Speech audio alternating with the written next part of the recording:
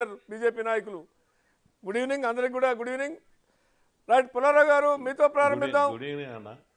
21 సంవత్సరాల తర్వాత దరిదాపుగా అదే రోజు ఎంచుకొని, డేట్ కూడా కరెక్ట్గా అదే డేట్ ఎంచుకొని దాడి చేయటం అనేటువంటిది, అందులో కొత్త పార్లమెంటు, గత అనుభవాలు కూడా ఉన్నాయి, దాడి చేసిన అనుభవాలు, ఆ సందర్భంగా అనేక మంది మృత్యువార్తన పడ్డటువంటి ఇవన్నీ కూడా మన ముందున్నాయి. అయినా కానీ మళ్ళీ భద్రతా లోపం అనేటువంటిది ఏ రకంగా చూడాలనేది ఒకటి.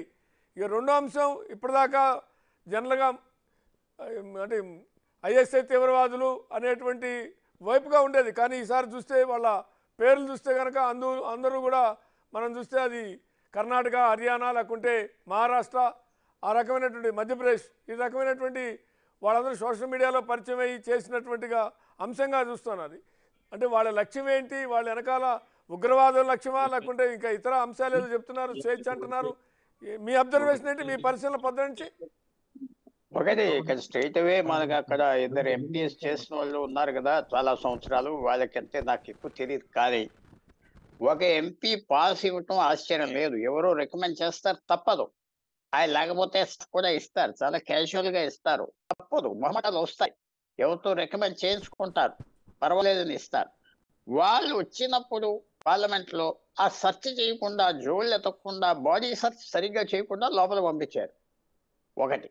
రెండోది, అందరికి తెలుసు, విజిటర్స్ గ్యాలరీలో కూర్చున్నప్పుడు పాత పార్లమెంట్ హౌస్ లో ఆ వాచ్ అండ్ వాచ్ స్టాఫ్ చూసేవారు. నువ్వు నిలబడినా, మాట్లాడినా, జేబులో చేయి పెట్టినా ఆఫ్ చేసేవారు.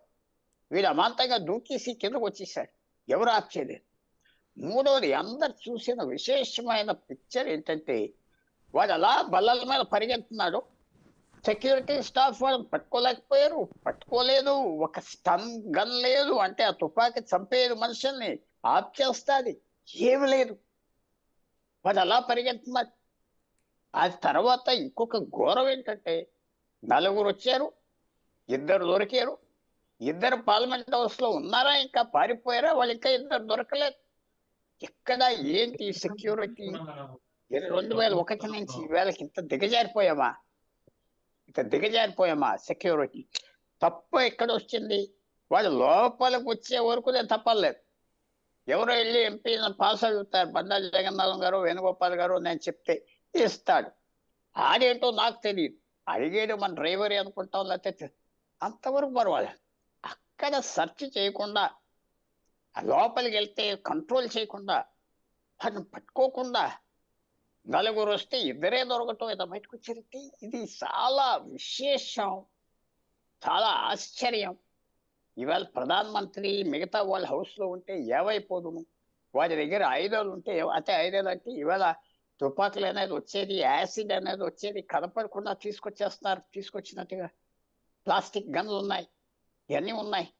మనం చెప్పక్కర్లేదు, ఎంత కంప్లేసెన్సీ వచ్చేస్తుందో. అంత కంప్లేసెన్సీ అంటే ఏం అవ్వదు అనుకున్న వాళ్ళు. మీరు ఒకటే చెప్పండి, వాళ్ళని పట్టుకోలేకపోయారు, వాళ్ళు బల్లల మీద పడుతున్నారు. మీ దగ్గర ఒక చిన్న, చాలా మంది అన్నారు ఇవాళ టీవీ షోలో, కాల్ చేయాలి, చంపేయాలి అంటే కరెక్టే, అది చేయొచ్చు. కానీ వాడు హార్మ్ఫుల్ గా లేడు కాబట్టి స్టన్ చేసి పట్టుకు వెళ్ళాలి. లేకపోతే దేశం అంతా పార్లమెంట్లో చంపేశారు, వాడు అమాయకుడు, పిచ్చోడు, మెంటల్ పేషెంట్ అని వస్తుంది కాబట్టి అది చేయలేదు. తర్వాత ఎప్పుడు చాలా వరకు పార్లమెంట్, రాజ్యసభ, లోక్సభలో ఇన్ హౌస్ పీపుల్ అక్కడే 30 సంవత్సరాలు 40 సంవత్సరాలు పనిచేసిన వాళ్ళని సెక్రటరీ జనరల్గా వేసేవారు. ఈ 15 సంవత్సరాలు అంటే బీజేపీ అని నేను అంటలేదు, కాంగ్రెస్ ప్రభుత్వం కూడా బయట వాళ్ళని, retired IAS, retired income tax వాళ్ళని తీసుకొచ్చేస్తున్నారు సెక్రటరీ జనరల్గా. వాళ్ళకి ఆ సాంప్రదాయం, ఆ కల్చరు తెలీదా? వాళ్ళని తప్ప వాళ్ళు కంట్రోల్ చేయలేదా? చాలా విశేషం. అది 6 కలిసారు అంటే చిన్న పాయింట్ ఒకటి చెప్తా. అది ఎవరు పురమాయించారు, వాళ్ళకి ఐడియా ఎవరు ఇచ్చారు, వెనకాల ఎవరుండి డబ్బు ఇచ్చారు, ఈ ఐడియా సోషల్ మీడియాలో ఎలా సృష్టించారు? ఫేమ్ కోసం చేశారా, రిస్క్ లేకుండా చేశారా? ఊరికనే పాస్ తీసుకుని వచ్చి గ్యాలరీ నుంచి దూకిసినా ఒకటి, స్మోక్ బాంబ్స్ తెచ్చారు లోపలికి. ఈ ప్లానింగ్ వెనక ఎవరున్నారు? 13 డిసెంబరు తేదీ ఎలా చూస్ చేశారు? ఈవేళ ఒక డేంజరస్ తారీఖు అందరికీ జ్ఞాపకం వస్తుంది, 2001లో జరిగింది. సో చాలా ప్రశ్నలు ఉన్నాయి. ఇప్పటి వరకు ఎవరు బాధ్యత తీసుకోలేదు, ఎవరు బయటకు వచ్చి ఎవరిని సస్పెండ్ చేయలేదు. ఎవరి మీద మేము అర్జెంటుగా చేస్తామని 24 గంటల్లో తేల్చేశారు. అమెరికాలో ఒసామా బిన్ లాడెన్ వెళ్ళి ఆ ప్లేన్లు తిరగొట్టినప్పుడు 24 గంటల్లో 1,000,000 మంది ప్యాసింజర్స్ లిస్టులు, ఒక 20,000 మంది 30,000 మంది కూర్చొని రాత్రి చదివి ఈ 40 మంది వచ్చారు ఈ దేశాల నుంచి అని ట్రేస్ చేశారు. ఇప్పుడు వరకు ఏం లేదు. ఇంకా 2 దొరికారో లేదో ఈ గంటలో నాకు తెలియదు. అది లోపలే దాక్కున్నారా, బయటకు వచ్చారా? ఎప్పుడైతే ఈ అటాక్ అవ్విందో వెంటనే తలుపులు మూసేస్తారు కదా, అది పట్టుకోవటానికి పారిపోకుండా అది చేయలేదు. చాలా ఫెయిలియర్. రైట్. అంటే పుల్లారావు గారు ఇక్కడ మీరు అన్నట్టుగా సెక్యూరిటీ ల్యాబ్స్ అనేటువంటిది ఒకటి, మీరు అన్నట్టుగా ఇందాక ఒక ఎక్స్పీరియన్స్ ఉంది మనకి. ఎక్స్పీరియన్స్ ఉన్న తర్వాత కూడా ఈ రకమైనటువంటి ఘటన చోటు చేసుకోవడం అనేటువంటిది సరే అదృష్టం, ప్రాణహాని జరగలేదు. కొంత భయాందోళనకు గురి పరుగులు తీశారు తప్ప ప్రాణహాని జరగలేదు. ఆ రకమైన కేవలం స్మోక్ బాంబ్స్ మాత్రమే వాళ్ళు ఇచ్చారు. ఏమైనా సెక్యూరిటీ ల్యాబ్స్ అనేది కనపడుతుంది. కానీ ఇక్కడ గతంలో అంటే ఐఎస్ఐ తీవ్రవాదులు, పాక్ ప్రేరేపిత ఉగ్రవాదులు ఇట్లా ఉండేది. కానీ వీళ్ళ చూస్తే కనుక వీళ్ళు అలా లేరు. కానీ వీళ్ళు కూడా ఏంది అంత పార్లమెంట్లో చేయాలనే లక్ష్యం. ఆనాడు ఎప్పుడో భగత్ సింగ్ పొగ బాంబులు వేశాడు, జాతీయోద్యమంలో బ్రిటిష్ పరిపాలనకి బ్రిటిష్ వాళ్ళకి వ్యతిరేకంగా అని చూసాం. కానీ ఇవాళ ఎవరికి వ్యతిరేకంగా వీళ్ళు పొగ బాంబులు వేశారు? ఒకటి మీకు సింపుల్గా చెప్తున్నా, మన ఇంటెలిజెన్స్, మన హోమ్ మినిస్ట్రీ, మన పోలీస్ వాళ్ళు అన్నీ చూస్తారు, అన్నీ తెలుస్తాయి. మనకంటే మేధావులు అనుకుంటే కొంతవరకు రైట్. కానీ ప్రతిసారి ఘటన అనేది ఒక అసాసినేషన్, ఒక బాంబింగ్ కొత్త తరహాగా వస్తుంది. పాతది వాడు ఉదాహరణ చెప్తున్నా, అది ఇటు నేను చెప్పట్లేదు. అక్టోబర్ 7వ తారీఖున సడన్ గా ఇజ్రాయెల్ మీద అక్కడ పక్కన ఉన్న వాళ్ళు అటాక్ చేశారు. ఇజ్రాయెల్ 70 సంవత్సరాలు యుద్ధం చేసిన దేశం, మాకు అన్నీ తెలుసున్న వాళ్ళు ఫెయిల్ అయిపోయారు. ఇంటెలిజెన్స్ ఫెయిల్ అయిపోయింది, కంప్లీసెంట్ అయిపోయారు. కొత్త విధానంగా వచ్చారు ఆ హమాస్ అనే వాళ్ళు, కొత్త విధానం. సో ప్రతిసారి ప్రతి ఘటన, ప్రతి అటాక్ కొత్తగా వస్తారు. ఒసామా బిన్ లాడెన్ విమానాలు వాడాడు, విమానంలో ఉన్న ఫ్యూల్ వాడాడు బాంబులకి. అది కొత్త విధానం. అప్పుడు నేను మళ్ళీ ప్లేన్ లాక్ చేశారు. అయితే ఇదేంటంటే ట్రబుల్ చేసేవాళ్ళు మనకంటే అడ్వాన్స్గా ఒక స్టెప్ ఉంటుంది, ఒక స్టెప్ అడ్వాన్స్డ్. అది పట్టుకున్నాక మళ్ళీ అది చేయకుండా కొత్తది. సో చాలా ఫెయిల్ అయిపోయింది. మన హోమ్ మినిస్ట్రీ ఫెయిల్ అవ్వింది, పార్లమెంట్ స్టాఫ్ ఫెయిల్ అవ్వారు. ఇది ఒక జోక్ కింద అయిపోయింది. ఎవరి మీద యాక్షన్ తీసుకుంటారు? యాక్షన్ మాత్రం తీసుకుంటారంటే నేను నమ్మట్లేదు.